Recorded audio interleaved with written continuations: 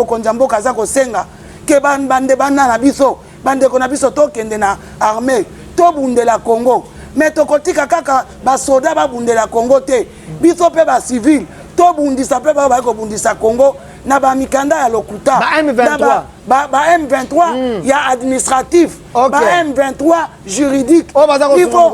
baza ko sunga mokonzi mboka te parce que yango zo mona lelo M23 ba ye na Fox carte d'identité ya congolais moto asaleli kaka congolais yemo yango nde loko mokonzi mboka alingi to sunga ye ezala bino bato boza na kati administration tango yo ministre Molendo oye ko sala signé au créer parcelle 18516 na espace oyo ezalaki liberté parce que ba service na yo baza na soubassement bayebi ke lopango neza AVC parquet général akiti na terrain asengi bakende kotala bakati lopango balobi car parquet général atindi rapport alobi na kati ya rapport oyo biso topesi inspecteur Kapinga alobi parcelle ya moderne construite eza na kati ya lopango ya AVC et se retrouve entre les anciens bâtiments. Le rapport il y a conservateur Loasa oya tindaki et lobaki la même chose que lopango ya moderne tokuti ba lotissement illicite oyo ke epa na biso eza ekoki kozala wana te eza frauduleux ba fraudeur bamikotisi na domaine ya bato mokanda pe ya taille oyo ata na nini bakobenga bango bakendeki basali yango mais curieusement tokomi na parquet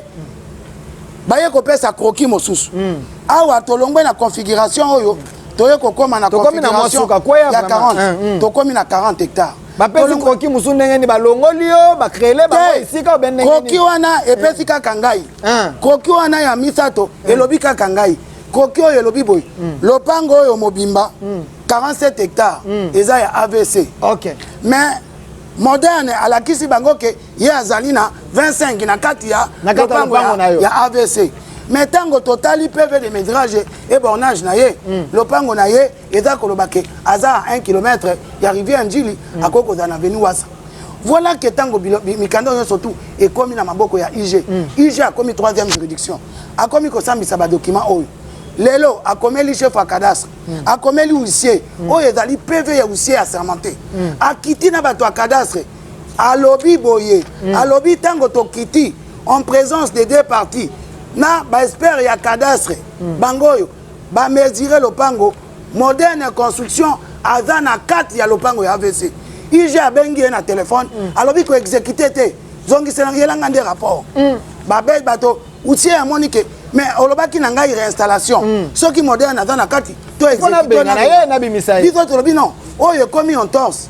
bato ya moderne ba beti masasi ba policier ba beti ba disperser huissier accueilli ba exécutant kaka ba lettre IG eko koma sous lettre mususu alobi été mbalo yo bino bato a cadastre bokende kolokaliser ngai parcelle 18516 place ezali oyela ngai bokende koluka mais biso totuni IG bango bato a cadastre bango mokutu baye et pas IG bakoti réunion ti 17h pona ko expliquer na IG que makambo ozotinda biso olobi na biso que lettre na yo komi réinstallation de AVC sous base de jugement RC 113 mais entre temps on peut biso mission ya kokende ko mesurer lopango ya bato mosusu oyo eza na objet